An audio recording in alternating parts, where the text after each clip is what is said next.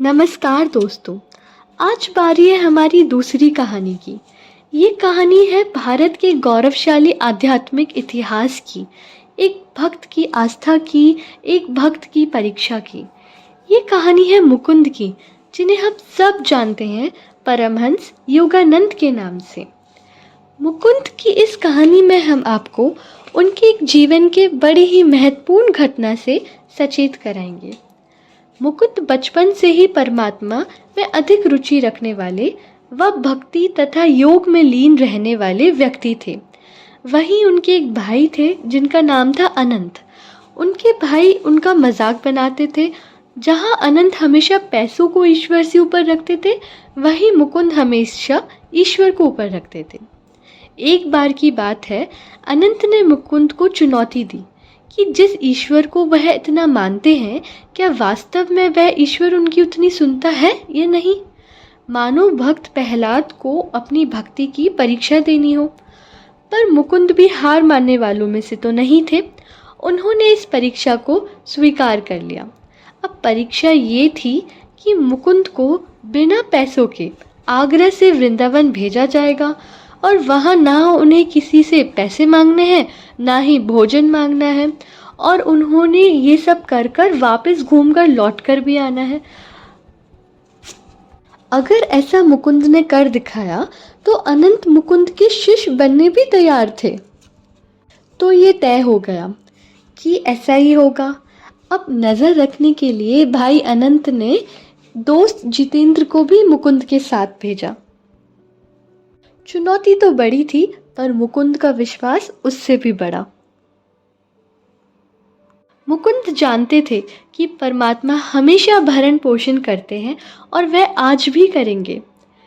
तो बस दोनों, मुकुंद और दोस्त जितेंद्र, चल पड़े अपनी इस बड़ी यात्रा के लिए। यात्रा पे तो चल पड़े थे, पर दोस्त जितेंद्र को तो बिल्कुल भी विश्वास नहीं था। वो तो चाहते थे कि कुछ पैसे रख लिए जाए, क्योंकि कोई उनकी मदद करने नहीं आने वाला, तो खाने के लिए कम से कम कुछ पैसे तो साथ हो। पर मुकुंद ने साफ इनकार कर दिया। उन्हें उस परमात्मा पर पूर्ण विश्वास था कि परमात्मा उनकी मदद ज़रूर करेंगे। यात्रा के दौरान रेल में मुकुंद और जितेंद्र की मुलाकात दो आदमियों से हुई। वो दो आदमी उन दोनों बच्चों में काफ़ी इंटरेस्टेड थे। वो जानना चाहते थे कि ये लोग कहाँ जा रहे हैं, कहाँ रहेंगे, पर मुकुंद को ये गवारा नहीं था और उन लोगों ने उन दोनों से दूरी बनाई। वहीं दोस्त जितेंद्र को ये ख्याल सताया जा रहा था कि उसे भूख लगेगी तो वो क्या खाएगा।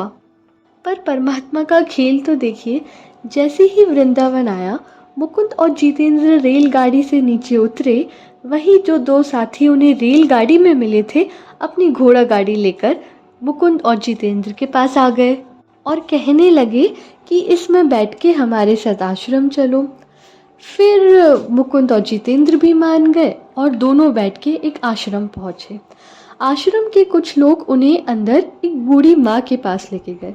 वहाँ सब उन्हें गौरी माँ कहकर पुकारते थे। अक्सर वहाँ वहाँ पर इंतज़ार हो रहा था दो शाही राजकुमारों का। वहाँ एक बहुत ही शाही खाना बना हुआ था, पर राजकुमार आने में असमर्थ थे, तो वो दो लोग मुकुंद और जितेंद्र को ही ले आए।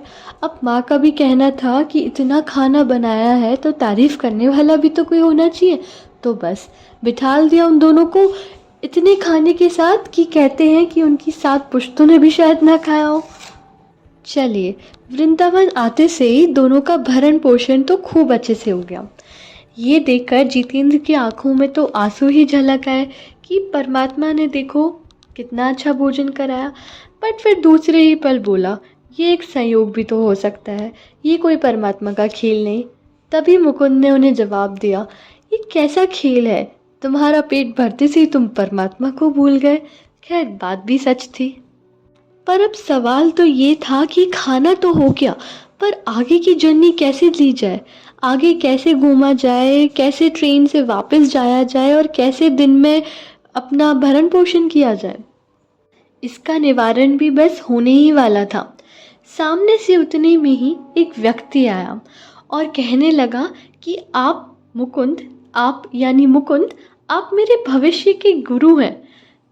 मेरे सपने में स्वयं भगवान श्री कृष्ण आए थे और उन्होंने कहा कि आज मेरे गुरु आए हैं और आप मुझे क्रिया योग सिखाएंगे और उन दोनों को मैं पूरा वृंदावन घुमाऊं और साथ में उन्हें रास्ते का टिकट, मिठाई और पैसे भी दे दूं। और ठीक ऐसा ही हुआ। ये देखने के बाद तो पक्का था कि जितेंद्र को भी विश्वास होने लगा था। जितेंद्र की आंखों से आंसू फिर झलकने लगे और वह विश्वास नहीं कर पा रहा था कि ये सच हुआ और परमात्मा पे पूर्ण विश्वास का नतीजा क्या निकला। दोनों मित्र जैसे ही अपने भाई अनंत के पास पहुँचे, अनंत भी हैरान हो गया और रात में ही उसने अपनी हार स्वीकार कर ली और इसी के साथ मुकुंद को उसने अपना गुरु बना लिया। ये एक बहुत छोटा सा किस्सा है चैप्टर 11 ऑटोबायोग्राफी ऑफ योगी का, जिसमें हमने देखा कि कैसे परमात्मा पर विश्वास रखने के बाद मुकुंद वृंदावन गए भी और अच्छी तरीके से रॉयल ट्रीटमेंट के साथ वापस भी आए। ऐसे ही उनकी कहानी के, उनके जीवन के बहुत सारे किस्से हैं।